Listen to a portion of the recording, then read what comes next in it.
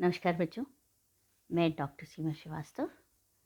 आज मैं जिस टॉपिक को लेके आई हूँ आपके लिए वो एक बहुत ही सिंपल सा टॉपिक है, बहुत ही इजी सा टॉपिक है। मेरे ख्याल से आप लोगों ने सबने इसके बारे में पढ़ा होगा और बहुत कुछ जानकारी आप रखते भी होंगे। फिर भी एक प्रयास है कि हम स्टडी एट अ ग्लांस यानी कि एक सामान्य से परिचय से हम इस वीडियोस के द्वारा आपको नॉलेज प्रदान करने की कोशिश कर रहे हैं। मेरा ये प्रयास है कि मैं आपको स्टडी एट अ ग्लांस में एक कंसाइज रूप में आपका मैटर दूं। ये फर्स्ट टॉपिक है अपना, जो कि ज्योग्राफी ऑफ इंडिया का चैप्टर है और इसके अंतर्गत मैंने कोशिश करी है कि मैं आपको फर्स्ट टॉपिक को एक ग्लांस, एक कंसाइज रूप में आपके लिए ला सकूं। तो शुरू करते हैं हम हमारी फर्स्ट स्लाइड से। आपने मेरी जो पहली स्लाइड में जहाँ मैंने नाम और वो लिखा हुआ है, अपना कैप्शन डाला हुआ है, उसको देख करके ही आपको लग रहा होगा कि इंडिया के बारे में है और भारत जिसके लिए हम प्राउड फील करते हैं कि हम उस देश के वासी हैं, जिस देश में गंगा बहती है। तो उसके बारे में हमारी जानकारी होना बहुत ज़रूरी है और बहुत अच्छा लगता है हम उसके बारे में पढ़ना।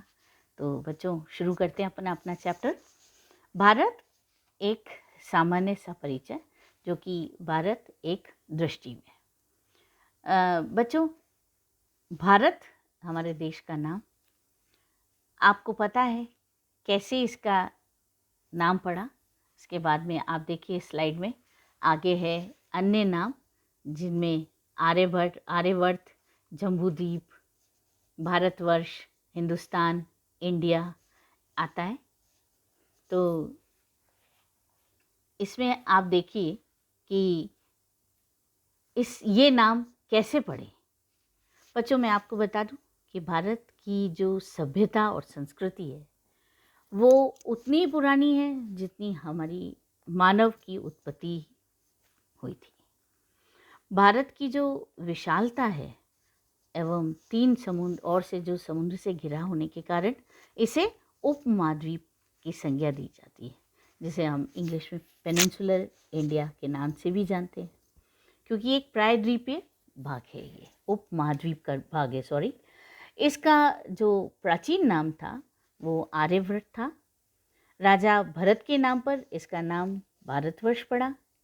वैदिक कार्यों का निवास स्थान सिंधु घाटी में था और पर्शिया के जो लोग थे उन्होंने सबसे पहले सिंधु घाटी से भारत में प्रवेश किया था। वे लोग स का उच्चारण नहीं कर पाते थे बच्चों, तो स की जगह वो ह का इस्तेमाल करते थे। तो उन्होंने सिंधु नदी को हिंदू नदी कहने लगे।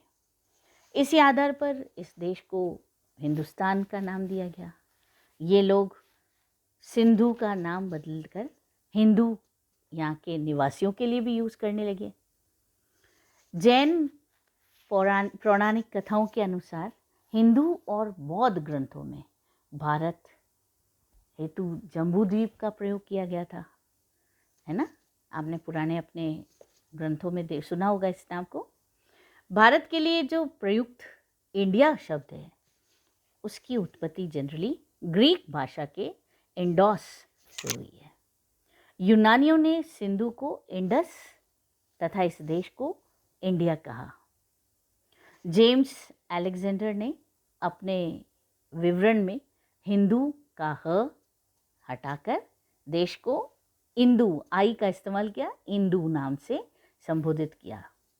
बाद में परिवर्तित होकर यह इंडिया हो गया। भारत के संविधान के अनुच्छेद 1 के अनुसार ये स्पष्ट किया गया है कि भारत अर्थात इंडिया राज्यों का संघ है।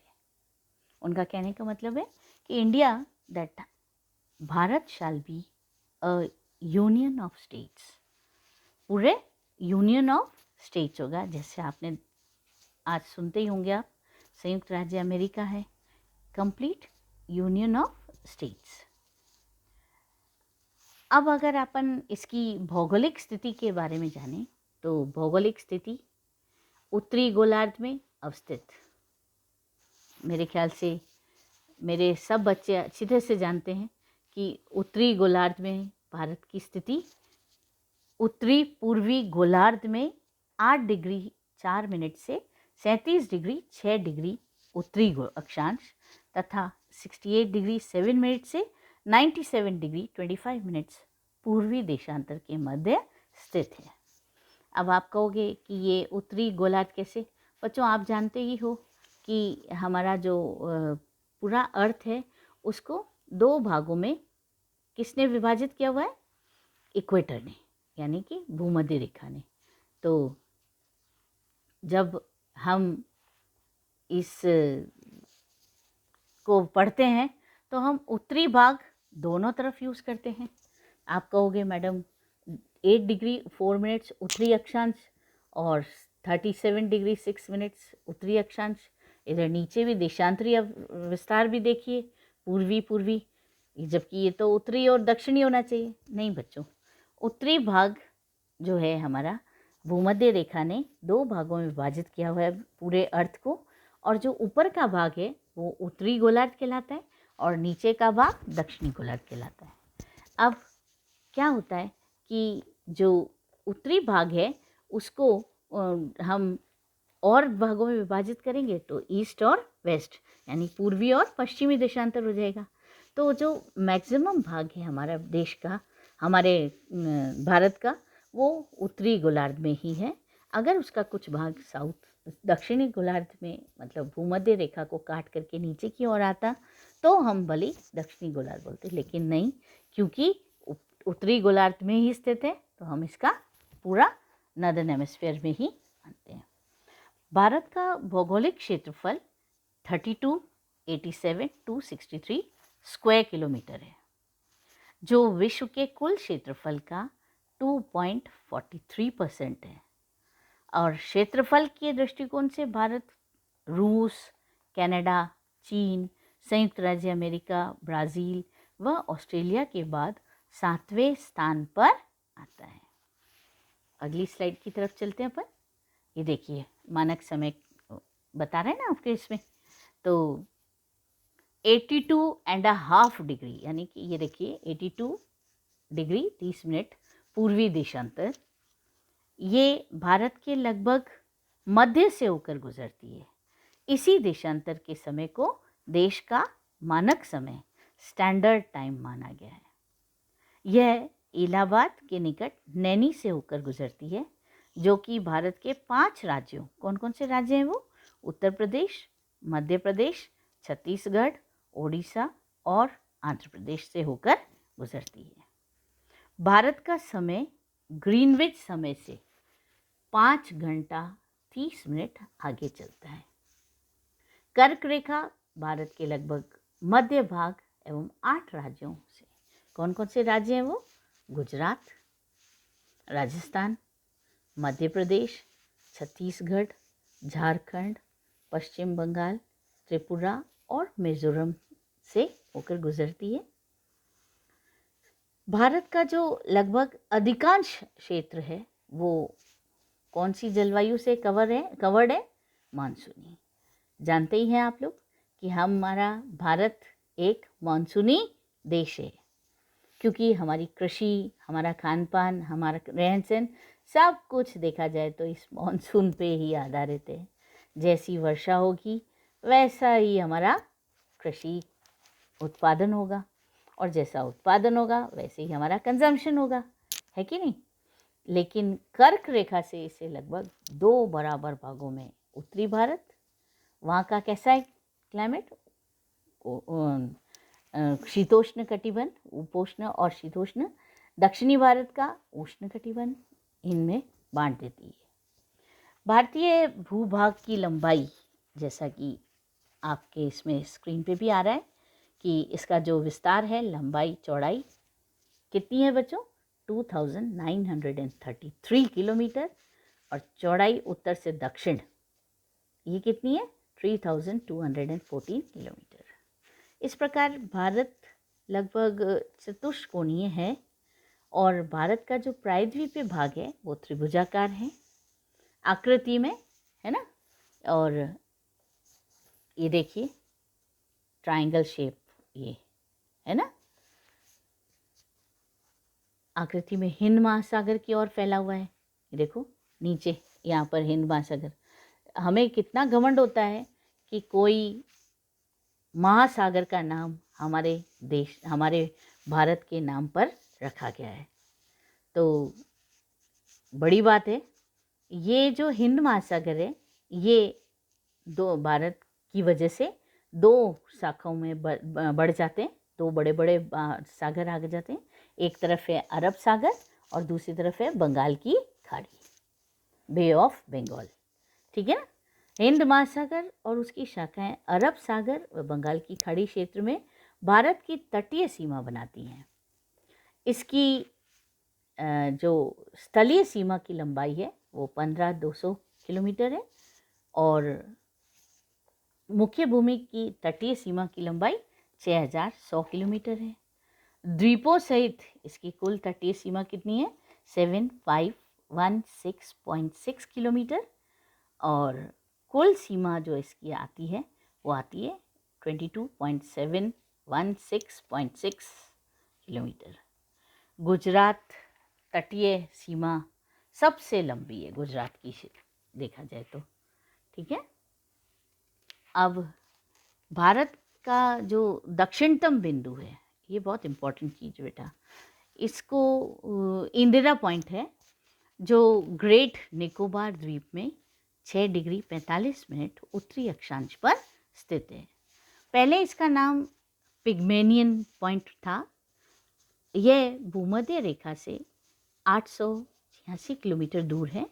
2004 में हिंद महासागर में क्या हुआ था? भूकंप आया था और इस भूकंप में जो सुनामी उत्पन्न हुई थी, इसकी वजह से इंदिरा पॉइंट का काफ़ी बड़ा भाग समुद्र में डूब गया और इंदिरा पॉइंट का जो इंडोनेशिया के बीच ग्रेट चैनल एक बना हुआ है, काफ़ी काम का है। भारत की जो मुख्य भूमि का जो सबसे दक्षिणी बिंदु कहाँ पर है? कन्याकुमारी, वो 8 डिग्री 4 मिनट उत्तरी अक्षांश, ये तमिलनाडु में है। और सबसे उत्तरी बिंदु इंदिरा कॉल जो कि जम्मू कश्मीर में है। सबसे पश्चिमी बिंदु गौरमोता या गुहार मोती गुजरात में है और सबसे पूर्वी बिंदु किबीटू अरुणाचल प्रदेश में है। मिनिकॉय और लक्षद्वीप आइलैंड्स भी हैं जिनकी 9 डिग्री की चैनल बनी हुई है। मालदीव और मिनिकॉय के मध्य कितना अंतर है? 8 डिग्री के चैनल का अंतर है। और कई कोरल आइलैंड्स आपको इस भाग में, समुद्री भाग में मिलेंगे जो कि शैवालों से बने हुए हैं। बच्चों, हिंद महासागर, जैसा कि आपने मेरे से पहले ही सुना था कि एक देश के नाम पे इतने बड़े ओशन का नाम रखना बहुत हमारे लिए घमंड की बात है। तो हमारे इंडिया की जो लोकेशन है, जो अवस्थिति है, उसकी भी बहुत बड़ी इम्पोर्टेंस है। हम सब जानते हैं कि भारत हिंद महासागर में केंद्रित अवस्थिति रखता है तथा यह एकमात्र ऐसा देश है जिसके नाम पर किसी महासागर का नाम पड़ा। हिंद महासागर भारत के लिए पर्याप्त भू राजनीतिक, भू सामरिक, आर्थिक व व्यापारिक महत्व रखता है। क्योंकि आप देखो ना, दक्षिण से आएंगे जो भी जहाज़, जो भी ट्रेड होगी वो समुद्र के उधर से होगी तो इंडिया होकर के जाएंगे। पूरब से आएंगे, पश्चिम से आएंगे तो भी हमारी इंडिया की लोकेशन ऐसी है कि हमारे तटीय क्षेत्र से होकर के ही गुजरेंगे।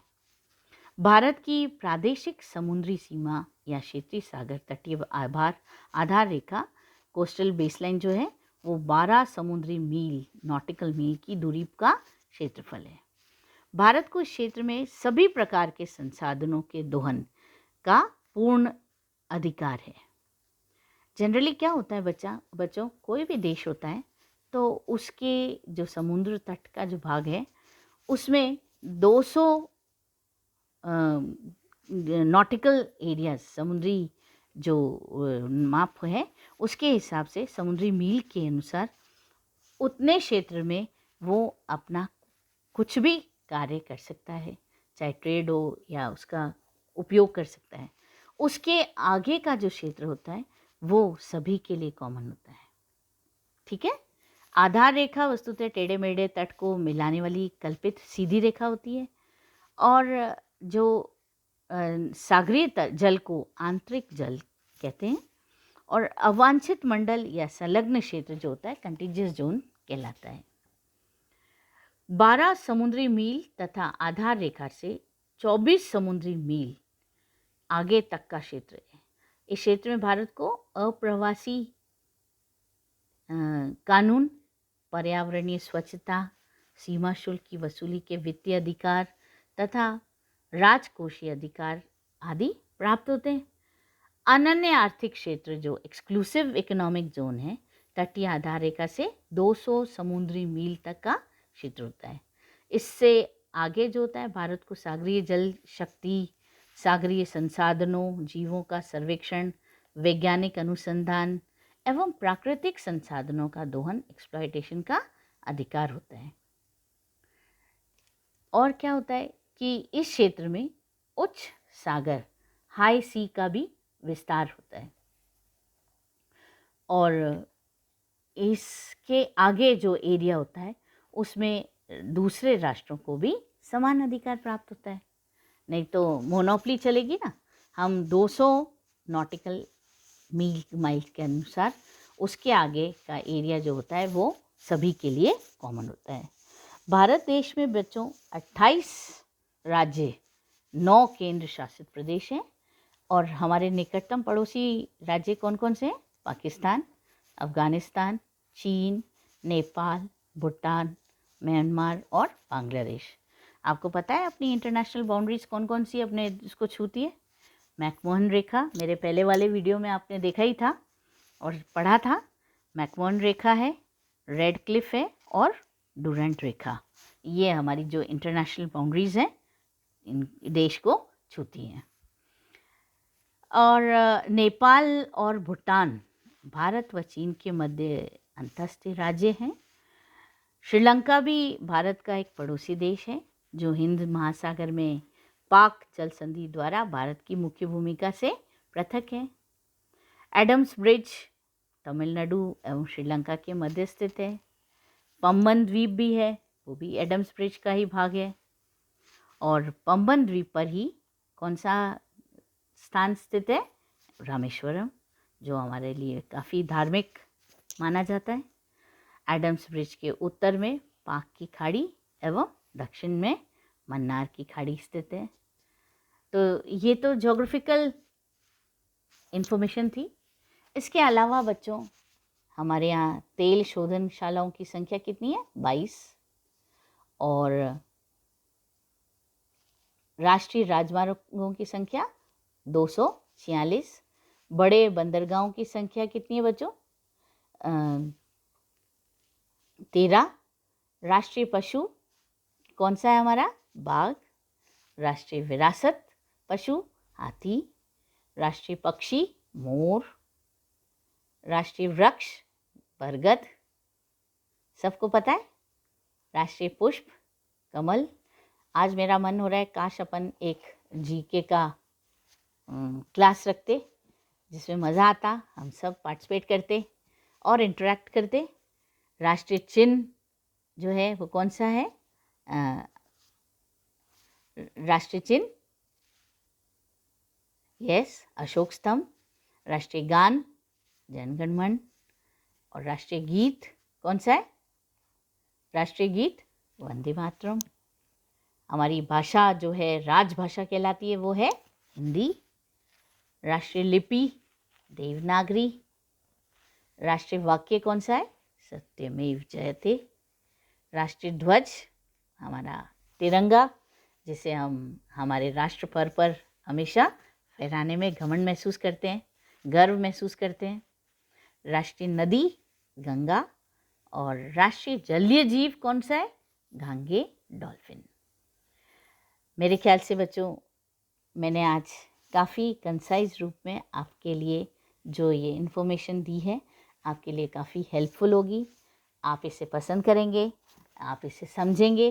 कोई क्वेश्चन है तो आप पूछ सकते हैं, और ज़्यादा से ज़्यादा अपना जो चैनल है MPPG ज्योग्राफी का जो चैनल है डिपार्टमेंट का, उसको ज़्यादा से ज़्यादा पसंद करके शेयर करेंगे, लाइक करेंगे हमारे वीडियोस को, और ज़्यादा से ज़्यादा शेयर करेंगे, ताकि आप ज़्यादा से ज़्यादा और हमसे नई नई इन्फॉर्मेशन पा सको, अपना सिलेबस कंप्लीट कर सको, और आपको कहीं भी कोई दिक्कत नहीं आए। धन्यवाद बच्चों, थैंक यू।